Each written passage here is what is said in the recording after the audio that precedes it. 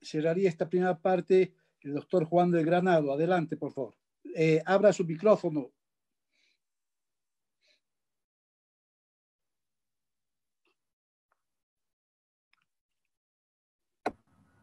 ¿Estamos?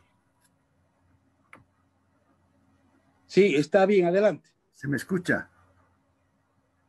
Perfectamente. Saludos, gracias por la invitación y especiales saludos a Rebeca y a William.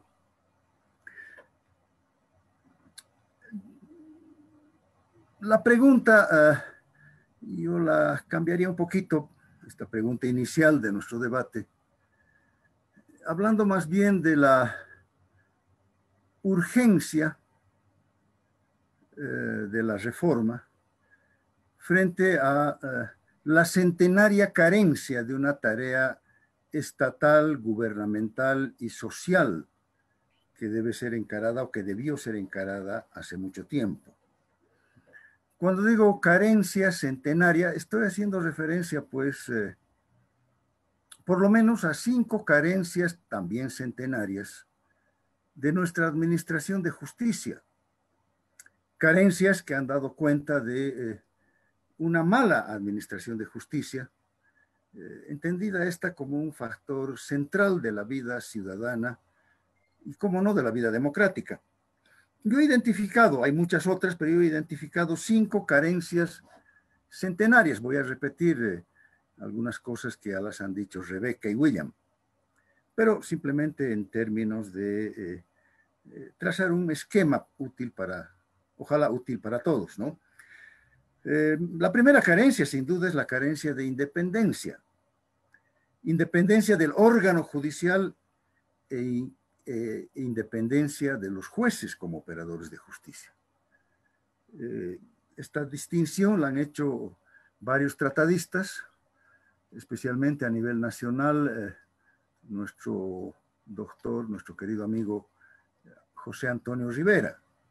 La independencia del órgano judicial frente a los otros órganos políticos o a los poderes económicos, y la independencia ya del juez. Es una carencia terrible que tiene que ver con la política, con la partidización de la justicia, y que tiene que ver con las otras carencias que son transversales a la misma. Justicia que es dependiente o jueces que no son independientes son el escenario, pues, para la inexistencia de una justicia imparcial, de una justicia proba, de una justicia oportuna, etc. La segunda carencia centenaria es la carencia de idoneidad de nuestros operadores de justicia. Sí, hay sin duda buenos jueces y buenos fiscales, pero son lunares, son la excepción. Tenemos de manera más general, de manera mayoritaria, magistrados, jueces, vocales, que no tienen idoneidad profesional, porque además tenemos una visión sobre la función judicial que no rebasa lo abogadil. Se supone mal que la formación del abogado es suficiente para ser juzgador, y este es un gravísimo error. Se requiere una formación especializada como juez y, por supuesto, una capacitación y una actualización de sus conocimientos, especialmente en el área jurisprudencial, que permita darle idoneidad profesional al juzgador. Pero además de esta carencia gravísima, hay una otra carencia, que es la carencia de idoneidad personal. Tenemos que tener jueces con una hoja de antecedentes limpia, y lo que tenemos es, en muchos casos, lo contrario, porque, como lo decía, creo que es Rebeca, se ha hecho, pues, omisión de los méritos personales, pero sobre todo de los méritos profesionales para la selección de jueces. Y entonces es suficiente, pues, haber sido titulado de abogado por alguna universidad nacional y tener una determinada cantidad de años en el ejercicio de la abogacía o de la judicatura para habilitarse como juez. Y esto es terrible. Esto está dando cuenta de la falta de idoneidad, de esta carencia centenaria de idoneidad, que apareja una carencia enorme de eficiencia. Jueces que no son capaces de administrar justicia en tiempos oportunos, de manera correcta, con una adecuada aplicación de la ley al caso concreto, etcétera, etcétera. Una tercera carencia es la carencia de recursos. Esto es terrible. Ya lo decía William, el 0,51% del presupuesto general del Estado, estoy hablando del año 2020, de este año. El presupuesto general de la nación del Estado es de 211.000 millones de bolivianos, de los cuales apenas 1.092 millones de bolivianos están destinados al órgano judicial. Eso hace el 0,51% el año 2020. Si a ello sumamos el presupuesto del Ministerio Público y el del Ministerio de Justicia, llegamos a 1.400 millones de bolivianos anuales, y eso hace apenas el 0,6% del presupuesto general. Y miren, comparemos lo absurdo, ¿no? Ya no solamente lo miserable de esta cifra, sino lo absurdo de la misma, cuando nos encontramos con que el Ministerio de Gobierno tiene 3.900 millones asignados el año 2020 para su funcionamiento. O sea, el triple de todo lo presupuestado para el órgano judicial. Entonces, claro, estamos frente a un presupuesto miserable, absurdo, con el cual no puedes pagar salarios dignos a 1.100 jueces, a 550 fiscales, que ni siquiera cubren el conjunto del territorio nacional, que tiene que ver ya con otra carencia. ¿Para qué hablar de infraestructura, no? No sé, no, entré muy rápidamente una vez al Palacio de Justicia en Santa Cruz. Pero estos palacios de justicia, tomando el ejemplo de La Paz, se han tugurizado, son tuguros, no son palacios. La infraestructura es realmente penosa, para no hablar de la ausencia absoluta de tecnología y de la costura cotidiana de expedientes con agujones, con hilos y hasta con alambres. Bueno, entonces ahí tenemos una carencia centenaria que es la carencia de recursos. Una cuarta carencia centenaria es la carencia de acceso, de universalidad de la justicia, que debería ser un servicio público con la mayor cobertura posible, con la posibilidad de llegar por lo menos al 80, al 90, ojalá al 100% de la ciudadanía. Datos que también los ha proporcionado José Antonio Rivera dan cuenta que 150 municipios de 342, o sea, cerca del 40%, 140 municipios no tienen jueces. Entonces, imagínense qué clase de servicio público es la justicia que no le llega al 40% de los 11 millones de bolivianos. Bueno, ahí necesitamos, esto está por supuesto vinculado con las otras carencias, especialmente con las carencias presupuestarias, pero además con el fetichismo judicial como cultura ciudadana. Todo lo convertimos en pleito y entonces desechamos cualquier posibilidad que está prevista en alguna norma, hay varias normas al respecto, de la conciliación, del arbitraje, que es uno de los temas que hay que verlos de manera profunda. Yo creo que incluso en la propia reforma constitucional. Bueno, y señalo una quinta carencia centenaria, que es la carencia de estrategia estatal en toda la vida del país. El gobierno que llega es un gobierno que empieza la reforma que le interese. Todos los gobiernos que llegan, y el que ha llegado hace pocas semanas no es la excepción. Todo gobierno que llega empieza hablando de reforma, de revolución, de cambio en la justicia, sin tener en cuenta lo que pasó antes, sin tener en cuenta lo bueno y lo malo que se hizo o lo que no se hizo. Y por supuesto, empezando todo de nuevo, creyendo de que están descubriendo la América cuando llegan a los ministerios de justicia. Miren, estas son las 5 carencias terribles que desvirtúan absolutamente la administración de justicia, que debe cumplir al menos 4 grandes objetivos de carácter ciudadano y democrático. La justicia tiene que resolver, en primer lugar, los conflictos de la comunidad para generar paz social entre sus miembros.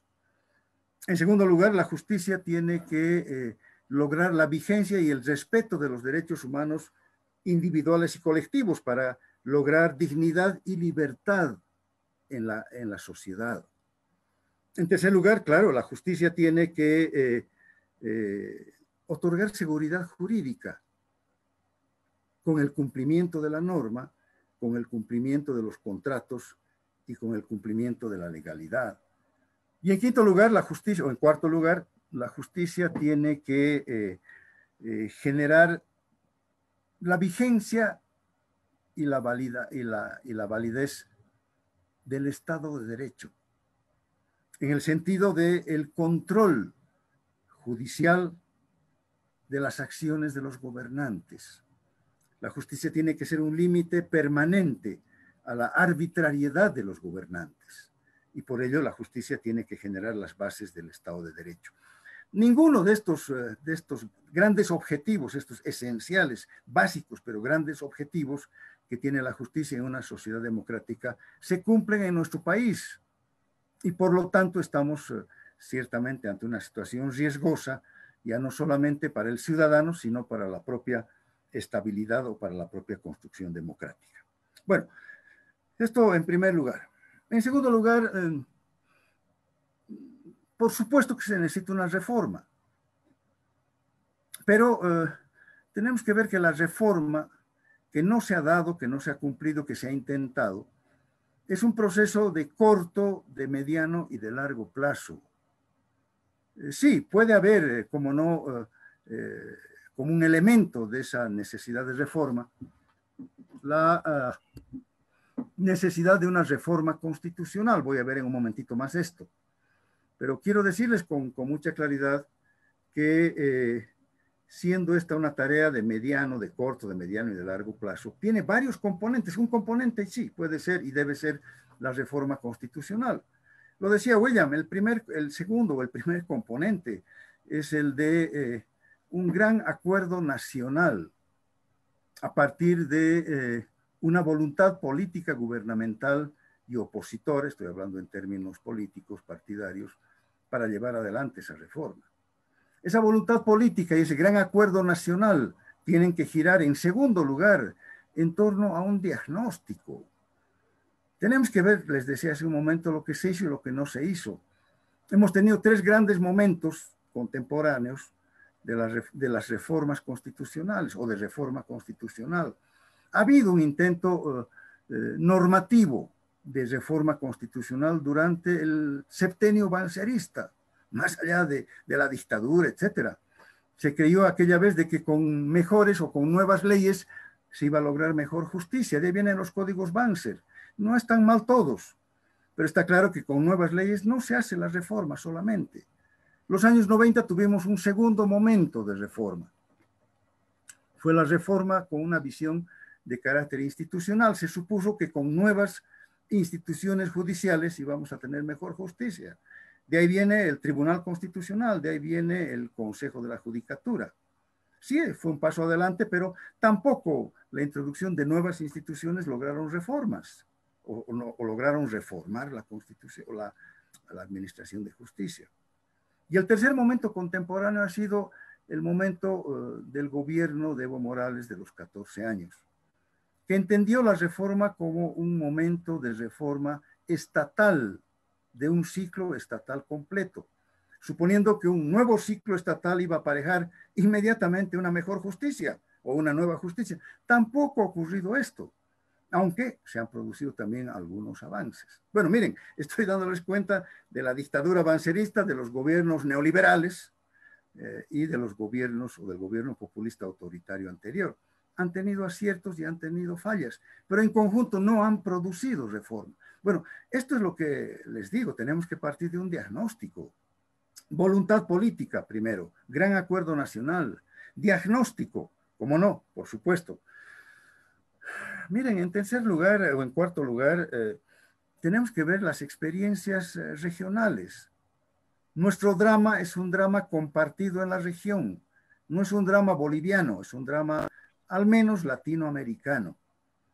Hace 30 años que en nuestros países, en nuestra región, se vienen ensayando reformas, muchas de ellas implementadas al calor de la propia cooperación internacional, que ha estado muy involucrada en esto, ¿no?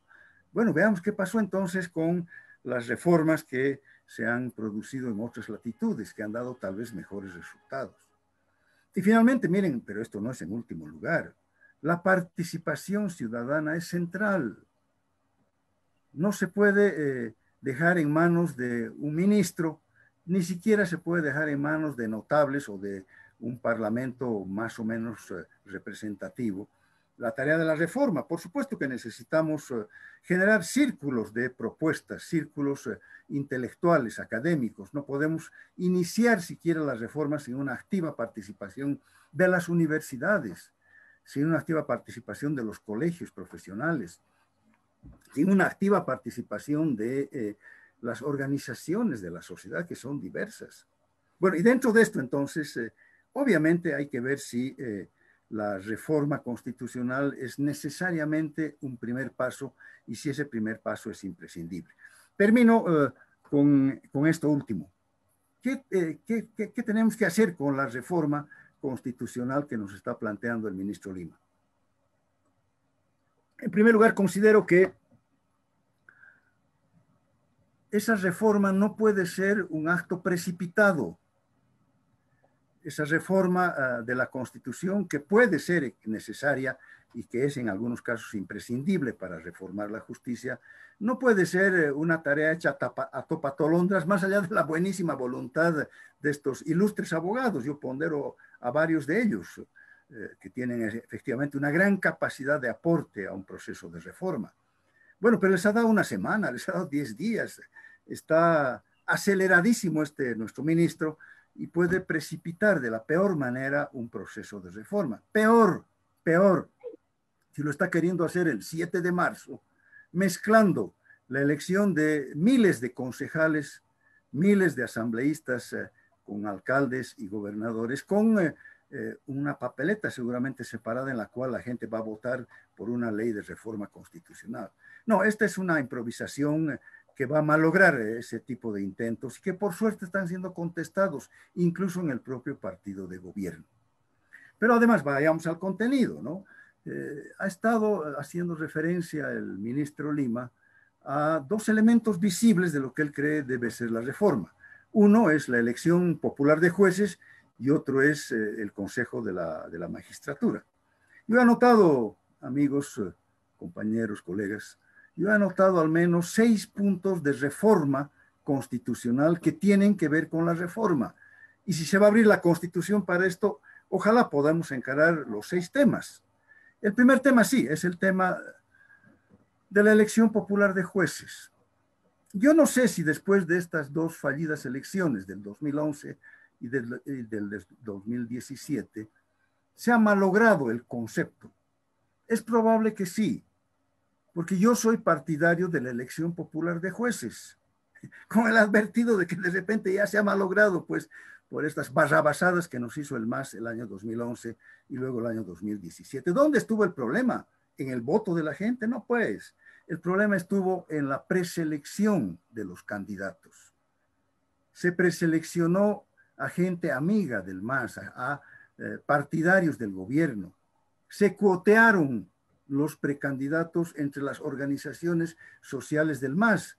Y entonces lo que nos entregaron a la ciudadanía fue un listado de gente absolutamente desconocida, que no tenía ninguna idoneidad, que no garantizaba absolutamente nada en términos de administración de justicia y menos incluso en representación ciudadana. Y el resultado está en las actas del Tribunal Supremo Electoral.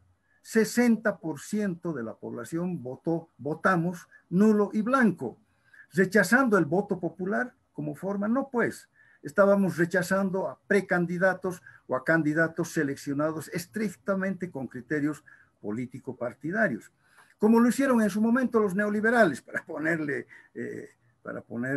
adjetivos a la cosa, gráficos, ¿no? Los neoliberales en general también se reunían en la Cámara de Diputados y ellos seleccionaban a los candidatos que luego los elegían primero senadores o diputados. Entre sus partidarios también se cuoteaban ahí adentro, pues los cargos judiciales. Así como el MAS se cuoteó internamente los precandidatos, los neoliberales también se cuotearon los cargos judiciales. Y entonces el tema central de la elección de jueces está sin duda en los méritos, en la idoneidad personal, profesional, en la experiencia, en la capacidad, en el aporte intelectual de quienes van a ser futuros jueces. No está en la forma de elección, aunque reitero, de repente, posiblemente, las barrabasadas del MAS han malogrado la elección popular de jueces que se practica en otros países. Tampoco hemos inventado la pólvora. Se practica en las cortes supremas de los estados, de 32 estados norteamericanos. En 32 estados norteamericanos, sus cortes supremas estatales se eligen por voto popular. En Suiza, que es un país federal pequeñito, los cantones, que son los componentes federales, eligen también a sus jueces por voto. Y hay un tipo de validación popular muy interesante en el Japón, mediante referéndum. Pero bueno, eso hay que explicarlo con más detenimiento. Entonces, este es un primer elemento de la reforma constitucional que tenemos que discutirlo, pero tenemos que discutirlo a fondo y no pues a topatolondras en 2 o 3 semanas. Un segundo elemento fundamental de la reforma, y voy más rápido porque creo que se me está acabando el tiempo. Se trata se trata de ver qué se hace con el Consejo de la Magistratura. Lo ha dicho el ministro Lima. Y ahí estoy en absoluto desacuerdo con esta postura regresiva de hacer reforma constitucional para eliminar el Consejo de la Magistratura. Todo lo contrario, hay que hacer reforma constitucional, pero para devolverle al Consejo de la Magistratura las atribuciones presupuestarias que tenía cuando se llamaba Consejo de la Judicatura en la reforma del año 2004. La reforma del año 2009 tuvo un grave error. Eliminó las atribuciones presupuestarias del Consejo de la Magistratura, limitándolo a un órgano de control. Y esto ha retornado entonces el manejo de dineros a los jueces. Los jueces no tienen que administrar un solo centavo, tienen que administrar solamente justicia. Y entonces sí hay que hacer reforma, pero para restituir un verdadero Consejo de la Magistratura. En tercer lugar, tenemos que incorporar en la Constitución Política del Estado una partida presupuestaria fija, no menor al 3%. Nuestra Constitución, en el artículo 178, si no me equivoco, habla de un presupuesto suficiente. Eso no está bien, o sea, eso no es suficiente. Necesitamos en ese artículo o en otro específico establecer, como lo establecen varias constituciones latinoamericanas, un porcentaje mínimo, inmodificable, de asignación presupuestaria para de esta manera además garantizar la independencia del órgano judicial y no depender pues de los techos presupuestarios que cada ministro de finanzas le pone al órgano judicial. No, ahí tiene Juan, que haber... perdón, ya tienes que apurarte un poco, ya está sobre la hora. Me estoy apurando. Bueno, entonces no, ahí necesitamos una partida presupuestaria, pues decía mínimo del 3% inscrita en la Constitución. En tercer lugar, tenemos que discutir la vigencia o no del Tribunal Agroambiental. Yo estoy con dudas al respecto, no es un área que conozca, pero sin duda yo creo que es un área que en la manera de su funcionamiento, de su diseño constitucional, está obstaculizando, está inviabilizando la propia justicia indígena originaria. Claro, porque está hablando de agua, está hablando de tierra, todos aquellos elementos propios de las comunidades indígenas originarias, preferentemente agrícolas. Y finalmente creo que sí tenemos que ver la vigencia o no de otros fueros jurisdiccionales como la justicia militar, que está inscrita en la Constitución y es un claro anacronismo. Y por último, tenemos que ver si el diseño constitucional del Ministerio Público es el adecuado. Porque si bien el Ministerio Público no es parte del Poder Judicial, es parte de la Administración de Justicia. Y ya lo decía alguien, es un organismo persecutor y no defensor de la sociedad como debería ser. Bueno, entonces vuelvo al principio.